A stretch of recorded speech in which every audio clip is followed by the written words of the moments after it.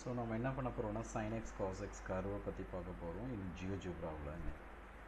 So first of all sin x curve sine of இப்படி click பண்ணிங்கனாவே sine வரும். நீங்கள் sin x கிளிக் பண்ணிக்கிட்டாலும் ஓகே, இல்லை டைரெக்டாக டைப் பண்ணாலும் ஓகே. ஸோ sin x போட்டிங்கனாவே sin x கர்வ் வந்துடுது. ஸோ இப்போ ஒரு ஸ்லைடர் ஓப்பன் பண்ணலாம். ஸ்லைடருன்றது என்னென்னா ஃபிக்ஸ் பண்ணுற வேல்யூ a = 0.66 ஃபிக்ஸ் பண்ணுறேன். ஸோ நான் இதில் ஸ்லைடர் ஓப்பன் பண்ண போகிறேன். That is create slider. இங்கே -5 to 5 வருது. வேணால் இதை ரேஞ்ச் ஒன்று நீங்கள் மாற்றிக்கலாம், -10 to +10 என. And I fix the some point a = என்ன ஃபிக்ஸ் பண்ண போகிறோன்னா a, அந்த a வேல்யூ ஏன்றது ஸ்லைடரில் இருக்கிறது. அப்போ தான் அந்த வேல்யூ வந்து ரேஞ்ச் என்ன வருது அப்படின்னு நம்ம கண்டுபிடிக்க முடியும். So a, f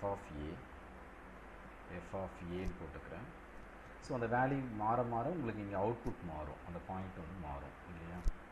so that is the capital A point. And then என்னுடைய எய்ம் என்னென்னா ரேஞ்ச் கண்டுபிடிக்கணும். ஆக்சுவலி ரேஞ்ச் இதுக்கு என்ன அப்படின்னு பார்த்தீங்கன்னா 1, டொமைன்றது -∞ to ∞. sin x கர்வுக்கும் cos x கர்வுக்கும் சேம் தான். இங்கே நான் ரேஞ்ச் கண்டுபிடிக்கிறதுக்கு முதல்ல இன்டர்செக்டிங் லைன், இந்த y ஆக்சிஸும் இந்த பாயிண்ட் ஏவும் இன்டர்செக்ட் பண்ணிக்கிறது லைன் தான், that is called the intersect பண்ணிக்கிற பாயிண்ட் தான் is called the range. So இங்கே பார்த்தீங்கன்னா ஃபர்ஸ்ட் ஆஃப் ஆல் என்ன பாயிண்ட் பண்ணணும், பெர்பெண்டிகுலர் லைன் இங்கே பார்த்தீங்கன்னா வரும் பெர்பெண்டிகுலர் லைன். ஸோ இந்த பெர்பெண்டிகுலர் லைன் வந்து கேபிட்டல் A பாயிண்ட் கமா இந்த லைன் வந்து பார்த்தீங்கன்னா f of a, கரெக்டாக? Sorry, X axis, Y axis அப்படி எடுத்துக்கலாம். இங்கே வந்து பார்த்தீங்கன்னா நான் first of all Y axis எடுத்துக்கிறேன், ஒய் கேபிட்டல் ஆக்சிஸ். ஸோ எடுத்திங்கன்னா உங்களுக்கு லைன் இங்கே வருது பாருங்கள், அந்த பாயிண்ட்டும் ஒய் ஆக்சிஸும். இதை மூவ் பண்ணும்போது தான் உங்களுக்கு வந்து என்ன கிடைக்குன்னா ரேஞ்ச் என்ன அப்படின்றத நீங்கள் ஐடென்டிஃபை பண்ணலாம். இதுக்கு பேர் ஜின்னு வந்துருச்சு. இதே மாதிரி perpendicular line, once again perpendicular line with respect to X axis. அப்படின்னா அந்த point A, X axis. So X small X axis capital A, XIS. Okay, so இது கிடைக்கிறது ஒரு பாயிண்ட் எக்ஸ் = 0.66. இப்போ 0.66 இருக்கிறதுனால அப்படி இருக்குது. இதை மூவ் பண்ணிங்கன்னா அந்த எக்ஸ் வேல்யூ மாறும், சரிங்களா, ஒய் வேல்யூ மாறும். இப்போ என்னுடைய எய்ம் வந்து ரேஞ்ச் கண்டுபிடிக்கணும்.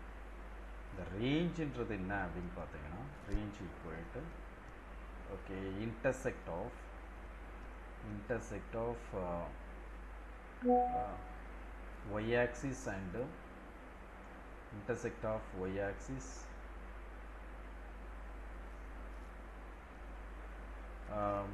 and capital A. So the capital A comma G and intersect of G and y axis.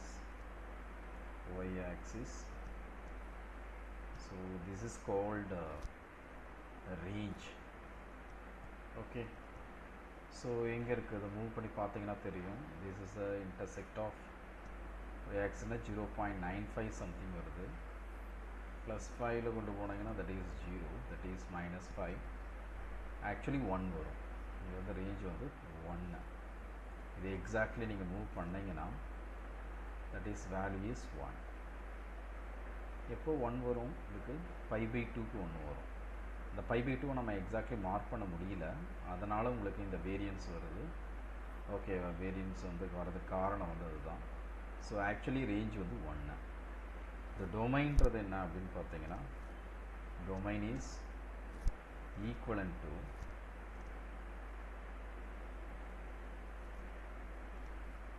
domain equivalent to intersect of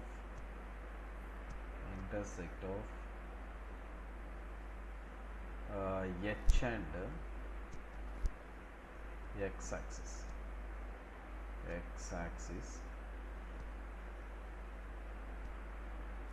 Okay, so this is called the domain. இங்கே பார்த்தீங்கன்னா -5 to 5 தான் வரும். நீங்கள் -5னா -5 +5, 0 தான் வரும். Because of நான் fix பண்ணியிருக்கிறதுனால டொமைன்றது அப்படி வரும். So this is the idea to find out the domain and the range for the function sin x. Okay. So இதை மூவ் பண்ண உங்களுக்கு ரேஞ்ச் என்னன்றதை கண்டுபிடிக்கலாம். ரேஞ்சுன்றது எக்ஸாக்ட்லி இந்த வேல்யூ வந்து 1 வரணும். ஓகே, ஆக்சுவலி இங்கே பார்த்தீங்கன்னா இங்கே கரெக்டாக இருக்கும். நீங்கள் எதை வச்சு கண்டுபிடிக்கலாம், ரேஞ்ச் இஸ் 1 அப்படின்னு சொல்லலாம். ஓகேவா, நீங்கள் இந்த கர்வ் வச்சுட்டு நீங்கள் ஐடென்டிஃபை பண்ண முடியாது.